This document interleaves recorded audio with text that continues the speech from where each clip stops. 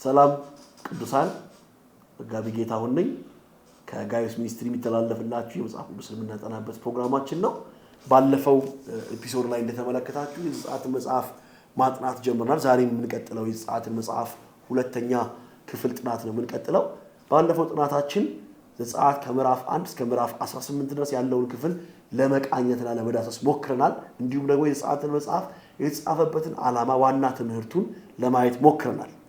ዛሬ በሚኖረን ደግሞ ኤፒሶድ ከምዕራፍ 19 እስከ ምዕራፍ 40 ያለውን ክፍል እንደዚሁ በተለያየ ክፍሎች ከፋፍለን እየቃኘን የምንሄድ ሲሆን በስተመጨረሻ ደግሞ የዘጸአት መጽሐፍ አጠቃላይ ትምህርት የዘጸአት መጽሐፍ አጠቃላይ ስነ መለኮታዊ ሐሳብ ምን ይመስላል የሚለውን ነገር ደግሞ እንመለከታለን። እንግዲህ ባለፈው እንደምታስታውሱት እስከ ምዕራፍ 18 መጥተናል። እስራኤላውያን ባርነት ነበሩ። ከባርነት ነፃ ወጥተው ነበረ እና ትዝካላችሁ በመንማረው ትምህርት ውስጥ አንድ ተራ የነበረ ህዝብ ወደ ኮቨነንት ወደ ኪዳን ህዝብ እንዴት እንደመጣ የሚነግረን ታሪክ ነው የሚነግረን ብለናል የዘጸአት መጽሐፍ። ስለዚህ ከምዕራፍ 19 በኋላ የምናገኘው ዋና ፎከስ እስራኤላውያን ከእግዚአብሔር ጋር እንዴት ኪዳን እንደገቡ እግዚአብሔር እንዴት ከህዝቡ ጋር ኪዳን እንደገባ የሚነግረንን ክፍል ነው የምናገኘው። እንግዲህ ዘጸአት ምዕራፍ 19 እስከ ምዕራፍ 24 እንግዲህ የዘጸአት መጽሐፍ ሶስተኛ ክፍላችን ነው የሚሆነው። ይሄ በሲና ተራራ ላይ ከእግዚአብሔር ጋር የገቡትን ኪዳን የምናይበት ክፍል ነው እንግዲህ ዘጸአት ምዕራፍ 19 በብሉይ ኪዳን ጥናት ውስጥ በጣም ወሳኝ ክፍል ነው።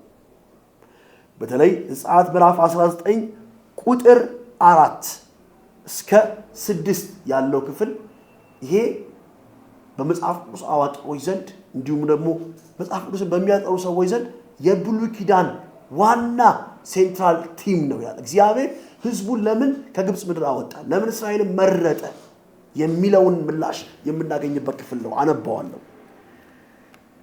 ለያዕቆብ ቤት እንዲበል ለእስራኤል ልጆች እንዲንገር በግብፃውያን ያደረኩትን በንስርም ግፍ ተሸክሟችሁ ወደ እኔም እንዳመጣችሁ አይታችኋል።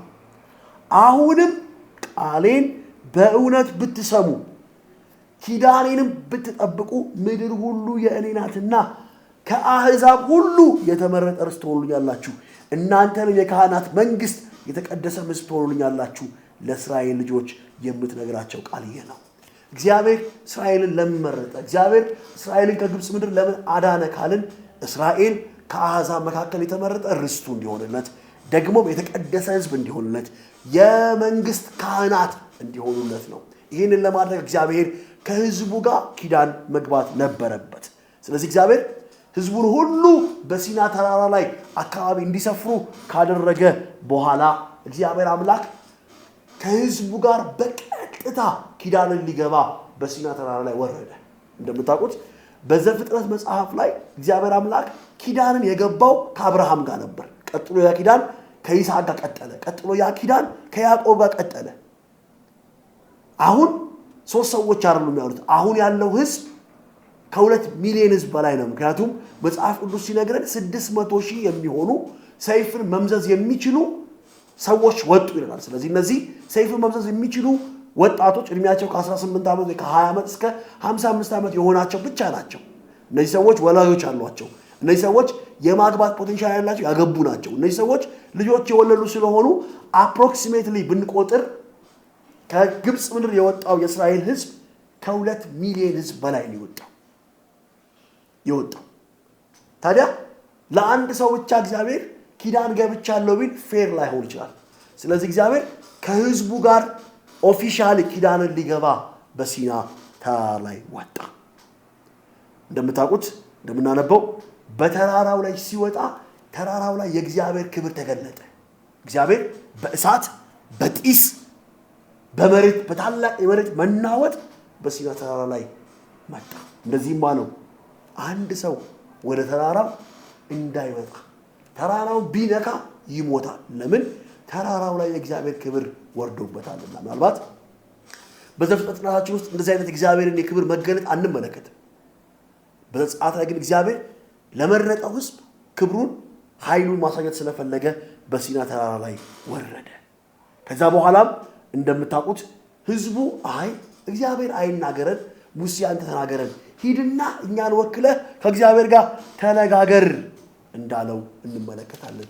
ኦፊሻሊ ሙሴ ከእስራኤል ሕዝብ ዴሊጌሽንን ወስዶ ወደ ተራራ ወደ እግዚአብሔር እንደወጣ እንመለከታለን። ከዛ እስራኤላውያን አሁን ድረስ በመጽሐፍ ቅዱሳችን ላይ ጸንቶ የምናገኘውን 10ቱን ትእዛዛት ለሙሴ ሰጠው። ወዳጆች ሆይ ይህንን ኤፒሶድ የተከታተላችሁ ያላችሁ በብሉይ ኪዳን ጥናታችን ውስጥ በብሉይ ኪዳን እግዚአብሔር ከተገለጠባቸው መገለጦች ሁሉ the highest ወይ the higher revelation አሁን የምናገኘው በምዕራፍ 20 ላይ የምናገኘው መገለጥ ነው። ይሄም ደግሞ የሕጉ መሰጠት ነው። በዚህ ሙሴ ተራራው ላይ ከወጣ በኋላ እግዚአብሔር አምላክ ለሙሴ የእስራኤል ሕዝብ ይመራበት ዘንድ የሚገባውን the 10 commandments 10ቱን ትእዛዛት ሰጠው። እነዚህ 10ቱ ትእዛዛቶች ወዳጆች ሆይ የእግዚአብሔር የባህሪው መገለጫዎች ናቸው። አምስቱ ሞሮፍ ከእግዚአብሔር ጋር ያለን ግንኙነት የሚያመለክቱ ሲሆን አምስቱ ከሰዎች ጋር ያለን ግንኙነት የሚያመለክቱ ናቸው። ጌታ ኢየሱስ በአዲስ ኪዳን ሕግን በሁለት ጠቅልሎታል እንደምታውቁት ከእግዚአብሔር አንፃርና ከሰዎች አንፃር። ስለዚህ ምዕራፍ 20 የ10ቱን ትእዛዛት መሰጠት እንመለከታለን። ሙሴም ኦፊሻል ዴሊጌሽን ወስዶ ከሕዝቡ ከእግዚአብሔር ጋር እየተነጋገረ ሕዝቡ ከእግዚአብሔር ጋር ኪዳንን ሲገባ እንመለከታለን። ከዛ ቀጥለን የምናገኘው the book of covenant ብለን የምንጠራውን ከምዕራፍ 21 ምዕራፍ 22 ምዕራፍ 23 ምዕራፍ 24 ላይ የኪዳኑ መጽሐፍ እንደጀመረ እንመለከታለን። ከዛም በመጨረሻ ይሄ ኪዳን በደም መስዋዕት እንደነጻ ምዕራፍ 24 ይነገርናል።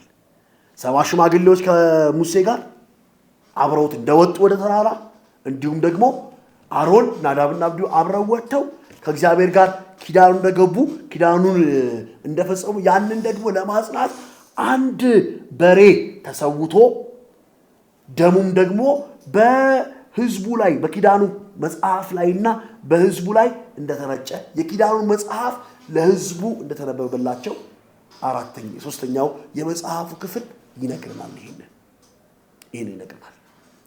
ቀጥለን የምናገኘው ከምዕራፍ 25 እስከ ምዕራፍ 34 ያለው ክፍል ነው። እንግዲህ ከምዕራፍ 19 እስከ ምዕራፍ 24 ያለው ክፍል ስለ ኮቨነንት ስለ ኪዳን ሲነግረን እግዚአብሔር እንዴት ከሕዝቡ ጋር ኪዳን እንደገባ ሲነግረን ከምዕራፍ 25 ደግሞ እስከ ምዕራፍ 34 ባለው ክፍል ደግሞ እግዚአብሔር ፐርማነንትሊ በመካከላቸው ሊያድር ስለወደደ ሊያድር የወደደበትን የመገናኛውን ድንኳን አሰራር ለክብሩ የሚመጥነውን የመገናኛውን ድንኳን አሰራር እና እንዴት እንደሚሰራ የሚነግረውን ክፍል እናገኛለን።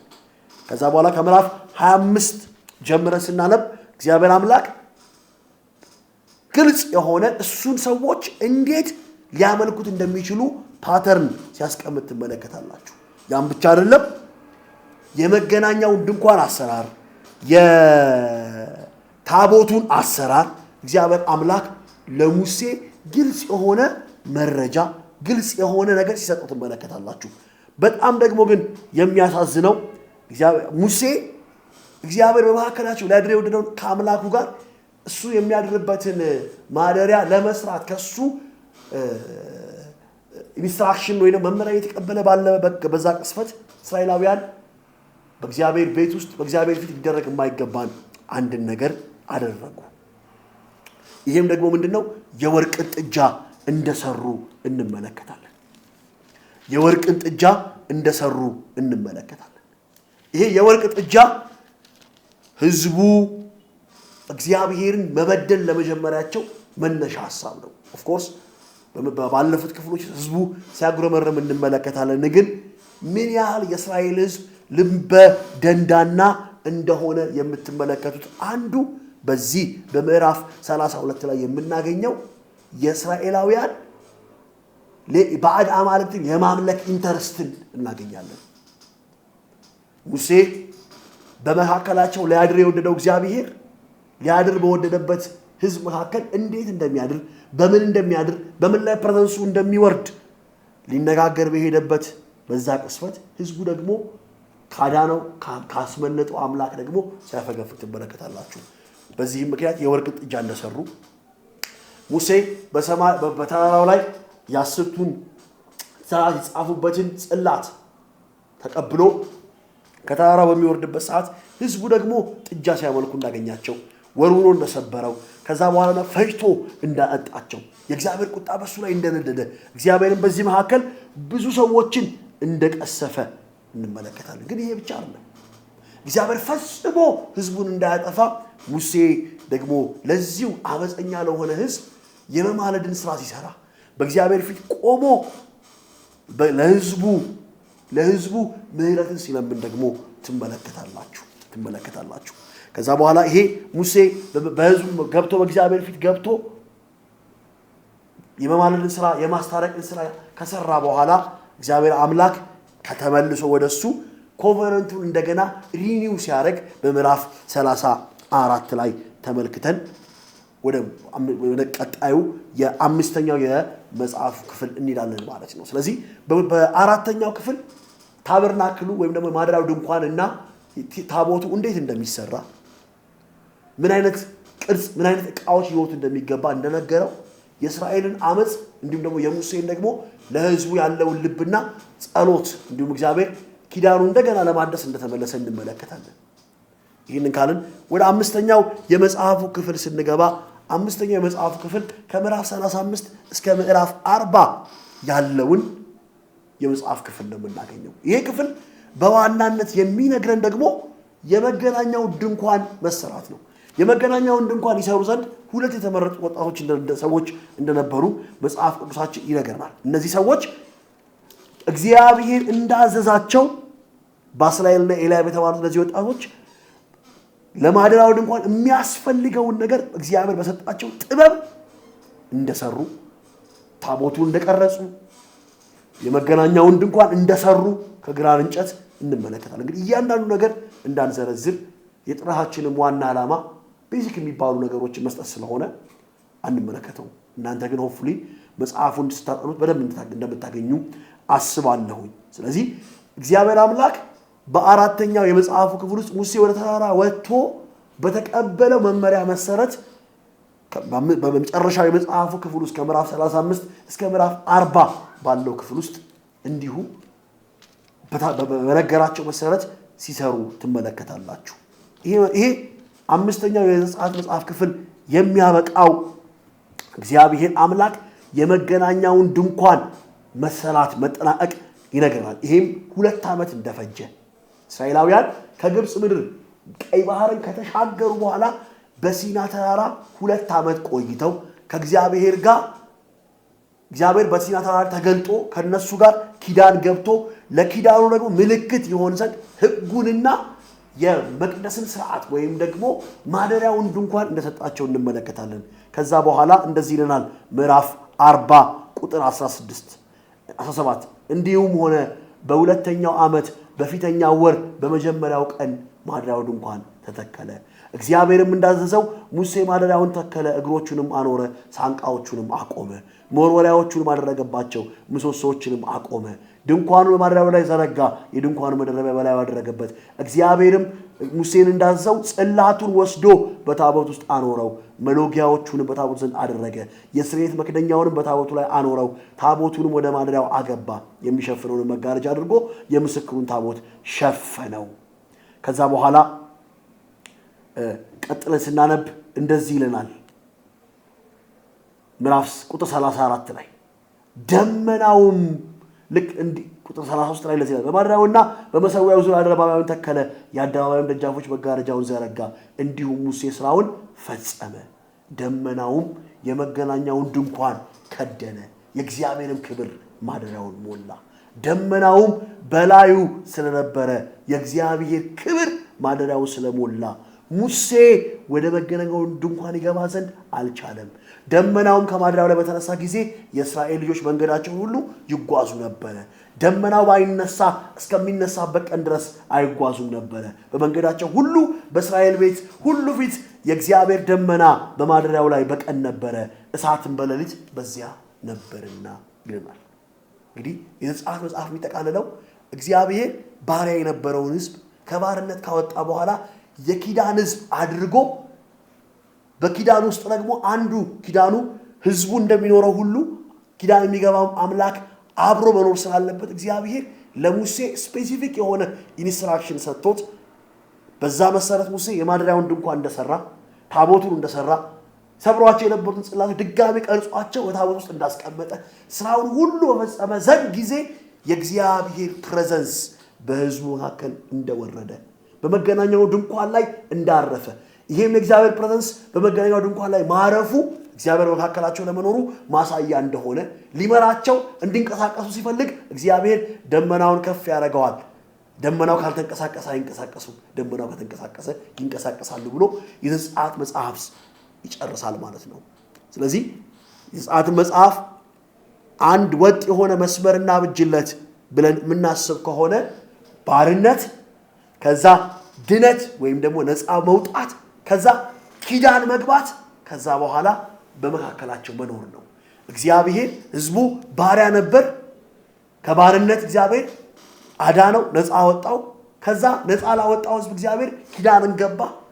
ኪዳን ከገባ በኋላ እግዚአብሔር ኪዳኑን ያጸና ዘንድ በመካከላቸው ሊኖር መጣ። ይሄ የመጽሐፉ ትምህርት ነው። መጽሐፉ ላይ የምናገኘው አጠቃላይ ሐሳብ ነው።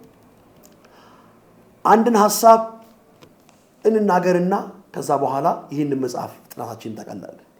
በመጽሐፍ ውስጥ የምናገኛቸው ቲሞች ምንድን ናቸው? ሐሳቦች ምንድን ናቸው ካልን የመጀመሪያው መጽሐፉ የሚያሳየን the revelation of God ነው።